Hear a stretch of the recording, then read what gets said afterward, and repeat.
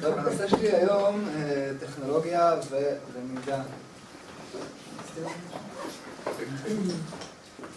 אנחנו רואים שבשנים האחרונות, אפשר להגיד כבר תקופה מאוד קצרה, יש איזושהי מגמה במשרד החינוך וגם על ידי אחרים להכניס אמצעים טכנולוגיים, להכניס קצת יותר פוש לקדמה. נכון? אנחנו רואים את זה בכל מיני מקומות, בבתי הספר, אנחנו נתקלים בזה במקומות עבודה. יש לכם רעיון למה? זו פעם אחרונה. מה השאלה? אני אענה. לא, סתם, אוקיי. חזרה עכשיו. סתם. למה? למה? יש איזשהו היגיון מאחורי זה? כן, רוצים להכין את התלמידים, לקראת העתיד. לקראת העתיד, למה? להתחבר לילדים, כדי ליצור מצב שהם ילכו איתך, כי ילדים היום של היום, הדור של היום הוא מאוד מאוד טכנולוגי. אם אתה תלך כל הזמן רק על דברים, שיטות הוראה ותיקות, אז הם לא יזרמו איתך. כדי ליצור מצב שהם ישתפו איתך פעולה. להתחבר לילדים, להכין אותם לחיים קדימה, להבין ולתת לילד איזושהי הזדמנות לקבל משכורת הייטקיסטית מתישהו בעתיד ולשנות מצבים. אני יצא לי לפני, אל תתפסו אותי במילה, לפני 3 שבועות בערך, לנסוע ברכב, שמעתי ברדיו את התוכנית של גיא זוהר, מבולבלים, גם אנחנו, זה סיפור. אחרי יש לו תוכנית בוקר, אם אני לא טועה בין 10 ל-12, לפני שנכנס העצבני. והוא העלה לשידור פרופסור גבריאל סלומון, פרופסור מאוניברסיטת חיפה, חתן פרס ישראל לחקר החינוך.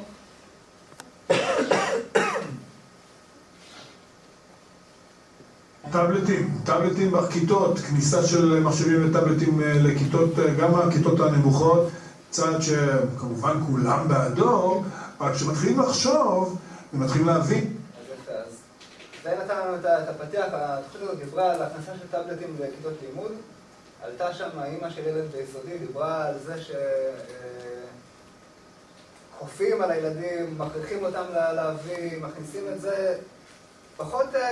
היה פחות קשה לנושא של ההכנסה, יותר העניין של הכפייה, של אלה שיש להם מול אלה שאין להם.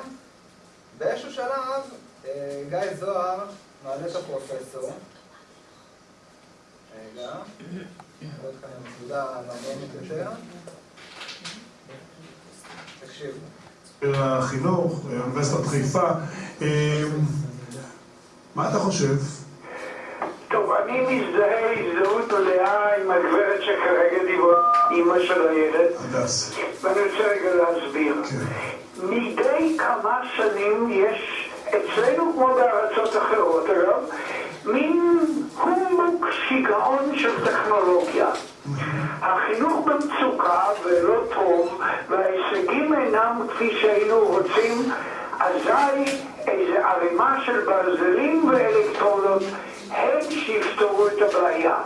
זה חוזר לרדיו הלימודי של שנות ה-20, ממשיך עם השקפים, המחשבים, טלוויזיה לימודית, שום דבר, חרף השקעה ענקית לא הביא לשום שינוי בהישגי התלמידים.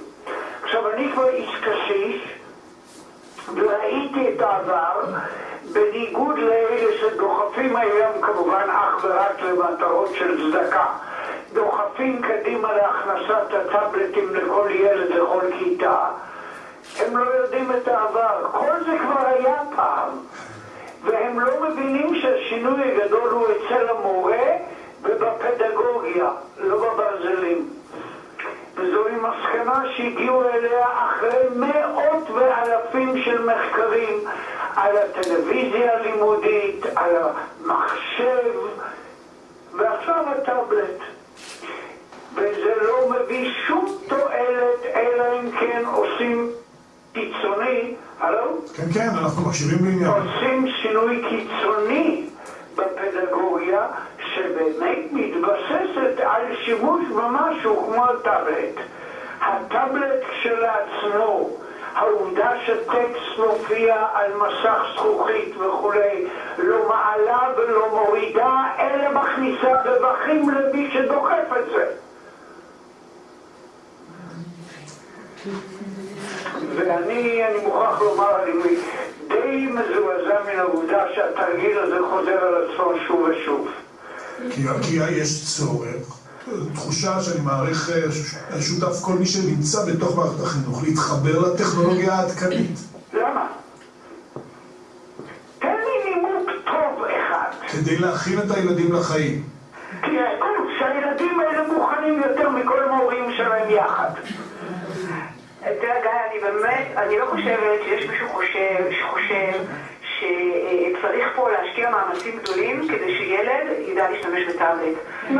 כמו שציין פרופסור סלומון, הילדים שלנו יודעים להשתמש בטאבלטים יותר טוב מאיתנו. לנצל את היכולות של הטאבלט, אוקיי, אז אני אנסה. הדברים המהדהדים של פרופסור סלומון קצת באמת, קשה לי למצוא טיעון חזק, אבל אני מעריך, אני מנסה פשוט להיכנס לנעליו אתה לא מוצא טיעון חזק, כי אין. אבל לא, אולי היכולות של המחשב ושל הטאבלט, שבאמת רגע, רדס, אולי פרופסור סולומון כן מאפשרים דווקא דברים חדשים. אתה ילד יכול מהכיתה להתחבר לכל מקום בעולם, להשיג מידע, לשחק איתו. אני עכשיו לתת לך תיאור של חדר כיתה שבה לכל הילדים יש טאבלטים והם מחוברים לאינטרנט. תקשיבו לקטע הזה. עכשיו התיאור הזה מצוטט, זה ציטוט מפי מישהו, ותכף אני אספר מה זה. אם כן, ילד אחד מוריד כרגע משחק כדורגל מהאינטרנט, ילד שני בהתכתבות עם מישהו שזה לא קשור לשיעור, ילד שלישי עוסק כרגע בגרפיקה מצוירת, וכן הלאה וכן הלאה, והשיעור מתנהל בלי קשר לתלמידים. הם בשלהם. עכשיו, זה תיאור הלקוח מנורווגיה. בנורווגיה היא המקום הראשון באירופה בהכנסה של טכנולוגיות מסוג זה לכיתות, והיא האחרונה בהישגים בינלאומיים. פינלנד, כמעט שכנתה, לא לגמרי, היא מן המפגרות בהכנסת הטכנולוגיות, לא מתרגשת מהן, והיא הראשונה בעולם בהישגים. עכשיו, יש לזה סיבות, זה לא סתם מקרי. הבנו. פרופסור... שתפסנו את העניין. זה פרופסור סולומון. חתן פרס ישראל לחקר החינוך. אני יכול לספר לכם שב-2001 הוא הוציא גם ספר בעניין הזה, נקרא טכנולוגיה וחינוך בחסות בעולם המידע, והוא שם כותב, אני גם אגע בזה אחר כך, גם כותב דברים שנשמעים קצת אחרת. אני אעשה איתכם, לא, לפני שאנחנו נעשה משהו. מה אתם חושבים על מה ששמעתם? זה בא לכם בהפתעה, אתם מסכימים, אתם לא מסכימים, זה מעצבן אתכם? זה לא מפתיע אותנו בכלל. למה? היום באמת יש הרבה הסחות דעת וגירויים. אומנם הטכנולוגיה, הטאבלטים, זה מאוד מפריע לדעתי במהלך השיעור. זה כמו שילדים מוצאים את האייפון תוך כדי משחקים בוואטסאפ, וזה כל גירוי טכנולוגי בעצם מפריע. ואם לא טאבלט, אתם הולכים דברים אחרים. יצא לך להיות בכיתה? יש לך ילדים בבית ספר? כן, יש לי. יצא לך נתקלת? אני יודעת שכבר בגיל מאוד צעיר כבר מכניסים את הטאבלטים כבר לבתי ספר, ויש על זה התנגדות. עדיין יש התנגדות, אבל כרגע אין מה לעשות. עוד מישהו? כועס, לא כועס? אני חושב שזה לא, זאת אומרת, זה נכון חלק מהדברים שאומרים וחלק לא, כי הרי הטאבלט ששמים בכיתה זה לא באמת טאבלט אפשר לשים גם טאבלט שלא מחובר לאינטרנט, כמו שאתה הולך למסעדה ומזמין דרך הטאבלט, אתה לא יכול לעשות כלום בטאבלט חוץ מאשר בתפריט של המקום שהזמנת בו, אם אתה יושב נגיד. נכון. במבורגר או סינם עשיתי, יש את זה ובעוד מלא מקומות. אז זה הטאבלט שאתה יכול לשים שם, עם אפליקציה מובנית, בשביל שהם ידעו דרך הטאבלט. יש הרבה דברים שאתה יכול לעשות במחשב שאתה לא יכול לעשות על דף. עכשיו, לגבי הפרעות וכאלה, תמיד היו הפרעות, תמיד יהיו הפרעות. כאילו, הדרך לא להתמודד עם הפרעות, זה לא למנוע מתלמידים דברים שהם צריכים, אם הם צריכים.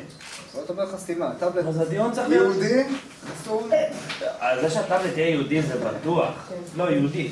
לא יהודי. יהודי. כדאי גם שהוא יהיה יהודי. בית הספר מסוים. אבל זה שהוא יהיה יהודי וסגור זה בטוח. אתה לא יכול לשים טאבלט פתוח, זה דבילי. אוקיי.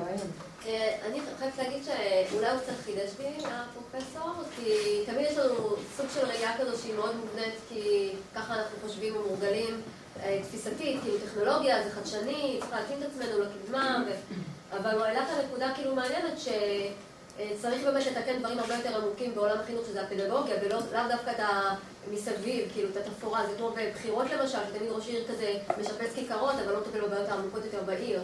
אז כאילו העלה פה נקודה באמת שאף פעם לא חשבתי עליה, שצריך באמת לתקן יותר את הפדגוגיה, את התכנים, את איך שמעבירים שיעור, איך שהמסר עובר, וזה לא בהכרח יעבור טוב יותר באמצעות טאבלט. פחות האמצעים, יותר מה אנחנו פחות עושים איתם. גם במאה ה-18 לימדו על עוד עצמם, וכנראה שגם בלי מחשב, בסדר, יש השפעות, יש לזה יתרונות, אבל זה לא בהכרח מה שמכריע את ההישגים, או את הידע שמועבר לתלמידים, או את הערך המוסף שיש בבית ספר. מעניין. אני לגמרי מסכימה איתו. מזדהה איתו לחלוטין. יש את נעמה שמסכימה. אני מסכימה, מצטערת, אני אנטיקה, אני מהדור של פעם, אני מסכימה איתה. אני גם מאוד מסכימה עם מה שאיתה אמרה. צעד אחד קדימה נעמה. בסדר? שהתנפלו עליי. לא. מה שאנחנו נעשה זה... אני אנסה להכניס אתכם קצת יותר לתוך האמצעים או העזרים האלקטרוניים. אולי טאבלט זה משהו קיצוני כזה, שהוא משהו שיש עליו דעות חלוקות, אבל יש לי עוד לפני זה כמה עזרים אחרים שכבר נמצאים היום בשימוש בתוך הכיתות. והייתי רוצה לראות איך אתם מתמודדים איתם, אם אתם מכירים אותם. ואני אחלק אתכם לשלוש קבוצות. ניתן לכם את הרשימה של 5 עזרים.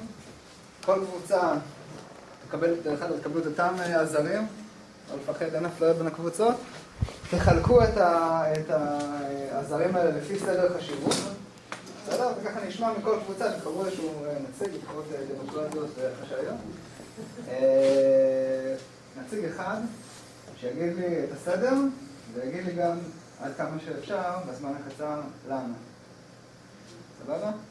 כמה אנחנו נשמע, שרירותי. 1, 2, 3, 4, קבוצה. 1, 2, 3, 4, 5, קבוצה. תבחו גם את זה. 1, 2, 3, 4, קבוצה שלישית. תדעו ככה שיהיה נוח וקל.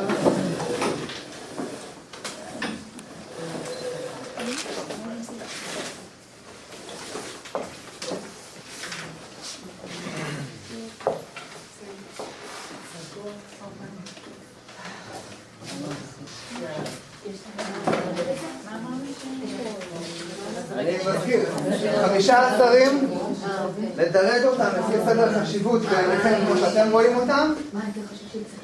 ולמה? ומה צריך להשתמש בכיתה? לדעתכם, כן. בסדר, אני שואל.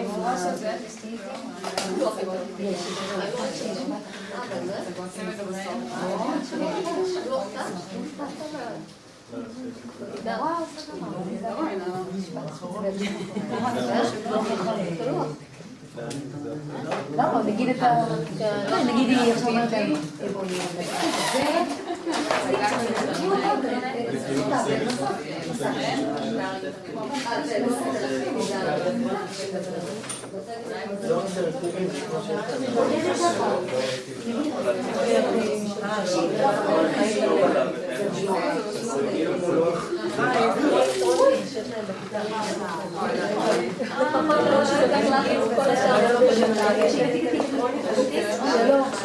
מי פלץ? רגע, יש לנו עוד משהו? אני אבל יש לנו את הסדר.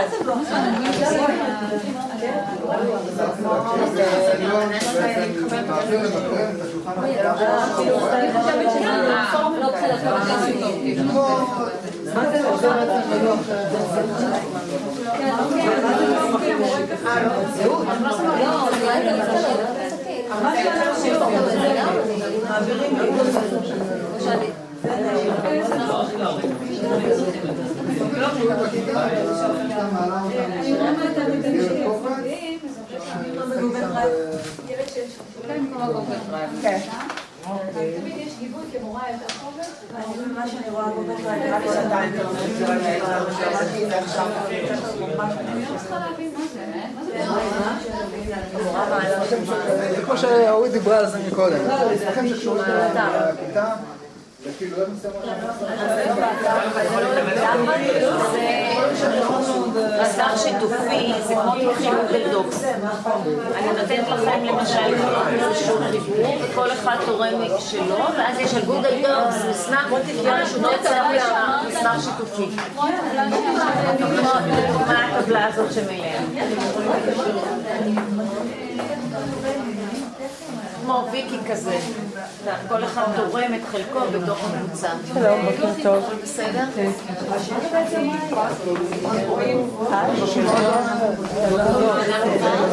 משהו שהוא מאוד דומה לזה,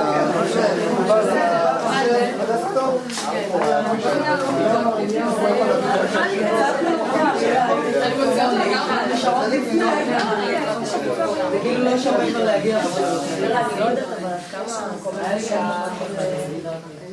יודעת שהם משתמשים באתר אינטרנט כאילו ליטה פה שעושים אתר שלי דבר שאני רואה את ההתנסות שלי לא ילך ההתנסות שלי שאני רואה אנחנו ציון יש את האתר אינטרנט של הכיתה ושאפשר לצאת את המורה אנחנו היינו פה במקרה שפיכת את הקפה איפה?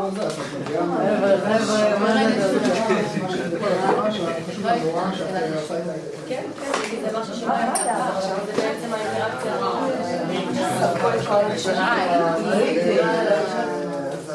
כן, גם זה דרך אגב אני מתפלא עכשיו בית וגימל גם סביבו שלי אני אומרת בהשכבות המאוד גם עושה טוב, ברט בנימיר ועלו וכל ה... אז מה רגע? הצגת סרטונים או זה?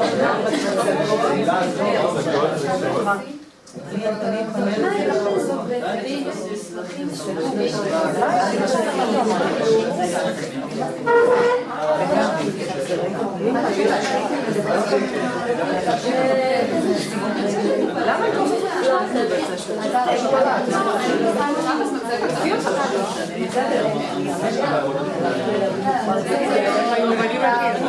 טוב, יש... הנושא של המתמטיקה יש לנו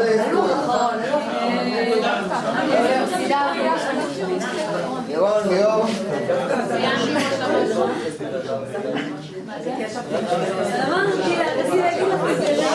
דנה, סגרתם פה סבבה. דנה, אתם לצורך העניין תהיו קבוצה א', בסדר? בואי נסדרי לי רגע את ה... מצגות ראשון? כן. אתר אינטרנט. הצגת סרטונים. מסמכים שיתופיים. והאחרון לוח אינטראקטיבי. נציג שלכם? מצגות באמצעות מקרן. הצגת סרטונים מהאינטרנט. אתר אינטרנט כיתתי. מסמכים שיתופיים. ולוח אינטראקטיבי. אוקיי. די דומה, כאילו. כמעט הייתה קצת. למה? יש? אנחנו לא סיימנו, אבל... אנחנו יודעים מה האחרון אצלנו, שזה מאוד מעניין. מה שקבוצה א' שמה בשיטת האלימינציה. אנחנו שמנו מצגות אחרון. מצגות אחרון אצלכם? כן. על הראשון יש תמימות דעים בקבוצה? מסמכים שיתופיים באתר אינטרנט מבחינתנו זה די... כן. בהתחלה? כן, בהתחלה. מסמכים? שיתופיים באתר אינטרנט. כן. אחר כך אמרנו... קצת... לוח אינטראקטיבי, כאילו הכל כזה ביחד. לוח אינטראקטיבי זה לא קשור... אוקיי. לוח אינטראקטיבי זה לא כמו... טוב, בסדר. הצגת סרטים ולוח אינטראקטיבי, ובסוף מצגות. והכיתות שאתם נמצאים עובדים עם הלוחות האינטראקטיביים?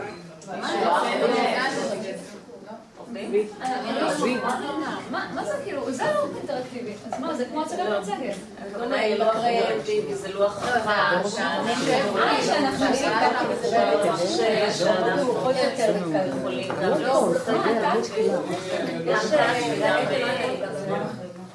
אני לא יודעת, זה לא מכירה את זה. אני גם לא יודעת.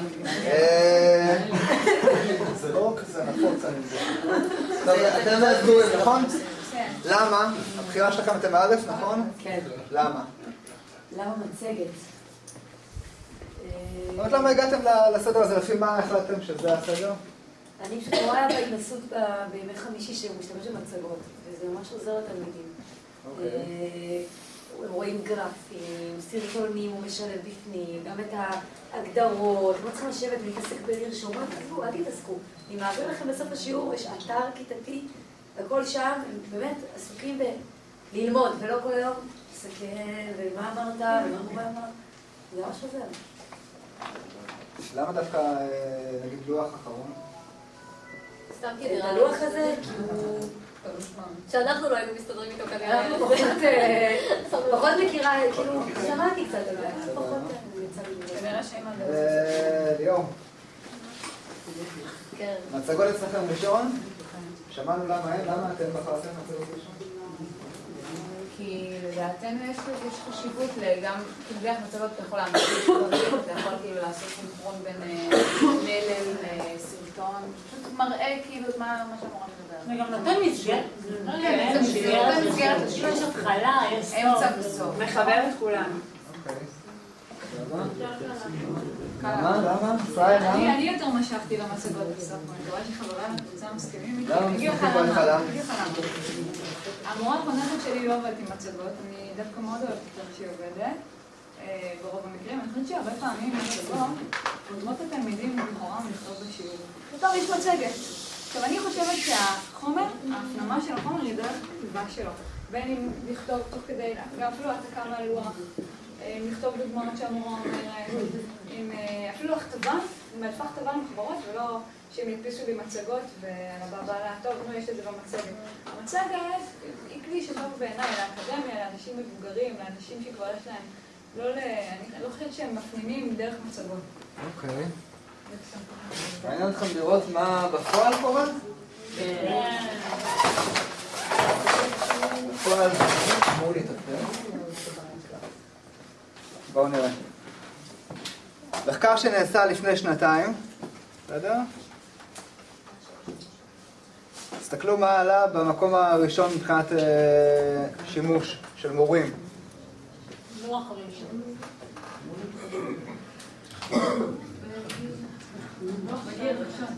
מצגות, הפלא ופלא. לא, אבל זה כמה משתמשים, לא רק זה חשוב. לא, משתמשים, זאת אומרת, כמה מורים, כמה אחוז מהמורים משתמשים באמצעי הזה. בסדר, ברור כאילו הנתון ש... מתוך 100%. לא, כאילו כמה משתתפים היו. אני לא זוכר את המספרים כמה בדיוק. הכלי יעיל לעומת עד כמה הוא נוח לשימוש. זה שני פרמטרים שונים. שאלו במה משתמשים. במה משתמשים? עזוב למה. הנוח זה למה. בסדר? 74% משתמשים ב... זאת אומרת, נפח שימוש, יותר נכון להגיד שזה נפח שימוש. זאת אומרת, 74% נפח שימוש במהלך שיעורים, במהלך שיעור. אתר האינטרנט תופס נפח של 67%.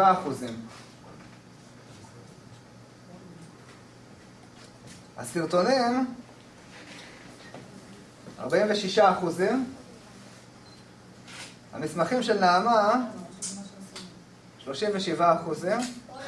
אל תרגישי רע אבל על הבחירה הזאת. אני לא מתאר לך משהו אחר. והלוח האינטראקטיבי 31%. בואו נסתכל רגע, נחזור שנייה למה שאתם חילקתם.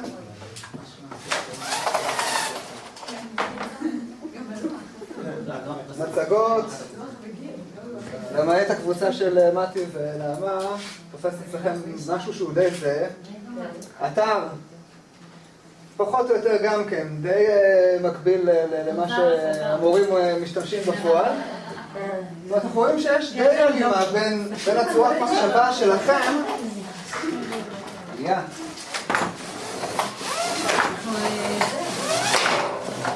זה יערס לפני שזה יתקרס? אבל היה נוגול. לא, עוד טיפה למעלה, זהו. לא. נתון מעניין יותר. בסדר? ראינו מה המורים חושבים, אנחנו יודעים מה אתם חושבים, ראינו שיש די הלימה בין שני הנתונים האלה. מה לדעתכם חושבים התלמידים? בדיוק, אתר כיתתי. בואו נראה. תסתכלו מה חושבים התלמידים. לפני מה חושבים התלמידים. בסדר? מישהו נתקל במושג הזה? מתישהו? כן. דורואי. יש גם דור Z. אבל עכשיו זה דור Z, שהם עושים רק טאץ'. אבל דור הזה הוא לא בתחום שלכם. עדיין לא נמדים. עדיין קטנים מדי. מה היה לפני דור ה-Y? לפני דור ה-X? לפני דור ה-X? מה היה? איזה? בייבי בום. בייבי בום, נכון. בערך מסוף מלחמת העולם. שנות ה-60. אנחנו רק נכנסים לקטגוריה, אנחנו... זה בדיוק פה על ה... זה יש כאלה שלא. נכון? נכון שי?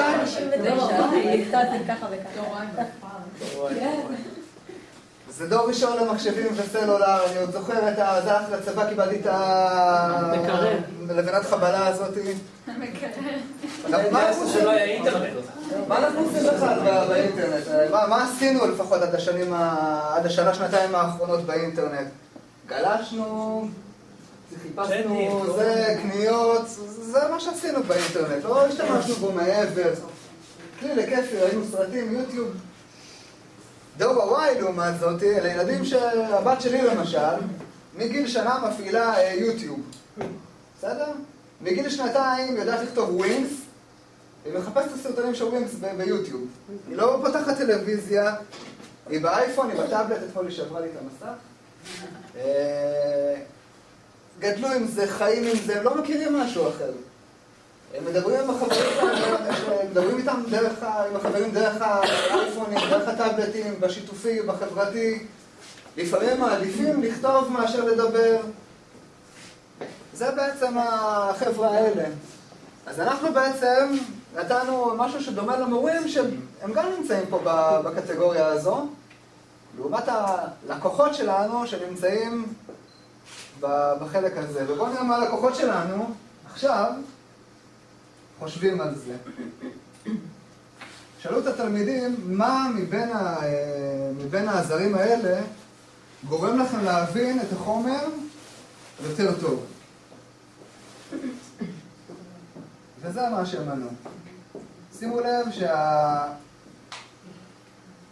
שהעמודה הצהובה זה בעצם התשובות של המורים מהשקף הקודם. הכחול זה של התלמידים. בסדר? אז יש הלימה פחות או יותר בין מה שהתלמידים חושבים שעוזר להם, לעומת מה שהמורים עושים מבחינת הצגת מקרן. אפילו התלמידים חושבים שזה יותר עוזר, פחות מדי משתמשים. אתר האינטרנט, גם כן פחות או יותר יש איזשהו הלימה. סרטונים, שימו לב לפער. התלמידים חושבים שזה איזשהו כלי שיכול לעזור להם מאוד. אם אנחנו משווים את האחוזים, תסתכלו, זה ממש דומה למצגות. ממש על אותו עיקרון, תסתכלו את הפערים. עוד יותר, במסמכים שיתופיים, התלמידים חושבים שזה יעזור מאוד, המורים בקושי משתמשים בכלי הזה. ושימו לב ללוח האינטראקטיבי שרבים מכם שאלו אותי מקודם מה זה אומר, תסתכלו איך התלמידים מתייחסים לזה. אבל זה בדיוק העניין, שהרבה מהמורים, זה בדיוק, זה דור שבכלל אין לו שום ידע, קשה לו גם להבין את כל הטכנולוגיה והעידן החדש. ככה אני רואה את זה. אז מה, בואי ניקח רגע את מה שאת אומרת, בואי ניקח רגע את מה שאת אומרת עוד איזשהו צעד קדימה. אולי באמת משרד החינוך צריך להכשיר את המורים לדברים הללו. אז בעצם מורים עושים שימוש בכלים שהם לא תמיד מבינים איך להשתמש בהם. כן, נכון. זה בעצם הסיפור. כן. או שרק מורים שיודעים עושים, זאת אומרת, משתמשים בפועל. במקרה, כשהכנתי את השיעור, נתקלתי בפתגם הזה. אני שומע ואני שוכח. זה שיטת לימוד אנחנו חווינו אותה כשהיינו ביסודי ובתיכון. אז חלקנו, שאני לא מדבר עליך. אני רואה ואני זוכר. זאת אומרת, אם אני רואה כבר משהו חזותי, הסיכוי שאני אזכור אותו יותר טוב, אז עדיין לא מצוין. כמו שאומרת פרסומת. אני אוסף ואני מבין. זה מתחבר לנו לאיזושהי תעשייה והבנה, השלב השלישי הזה. מה זה כלום? גם? גם. שיטה, מידה משמעותית? בדיוק. יפה, אילן. שיטה קונסטרוקטיביסטית. זה אומר שבעצם, ודרך אגב, אם אני אחבר את זה לפרופסור, לגבריאל סלומון ששמענו אותו בהתחלה, ולספר שלו מ-2001, שמעתי משהו קיצוני ברדיו. בפועל, מה שהוא כותב, זה משהו שהוא קצת שונה. במקום לקחת את התלמידים ולהשתמש עליהם כחיות ניסויים, ולזרוק עליהם טאבלטים, לזרוק עליהם מחשבים, לזרוק עליהם לוח אינטראקטיבי, לזרוק עליהם. לבוא מהכיוון שלי, בכלל לא מהטכנולוגיה. לעבור מהכיוון של הסטודנט, מהכיוון של התלמיד, מהכיוון של הילד, ולראות מה יגרום לילד לצעוד קדימה, איזה אמצעי טכנולוגי, איזה דרך העברת מידע, לא לזרוק עליו מידע ווואלה, מצטער על זה, תחנק. לא, לבוא מהכיוון של התלמיד, לראות מה יגרום לו לעבוד יותר טוב, מה יגרום לו לחפש את המידע שהוא צריך, מה יגרום לו לעשות עבודה שיתופית, לשמוע חוות דעת שונות, נקודות ראות שונות, מיזוג של נושאים. למדנו את זה גם מקודם, מי שגם אצל אורלי אז למד את זה גם כן, להביא מהגיאוגרפיה, להביא מההיסטוריה, להביא מהתנ"ך, למשוך מידע שבסופו של דבר מתרכז באיזשהו ידע אחד. והשיטה הזאת אומרת שהתלמיד יביא את הידע, שהתלמיד יאסוף את המידע, שהתלמיד יהיה מעורב בכל התהליך הזה ולא רק יקבל את כל החרטה. זהו, זה השיעור שלי, ותודה רבה שהקשבתם לי.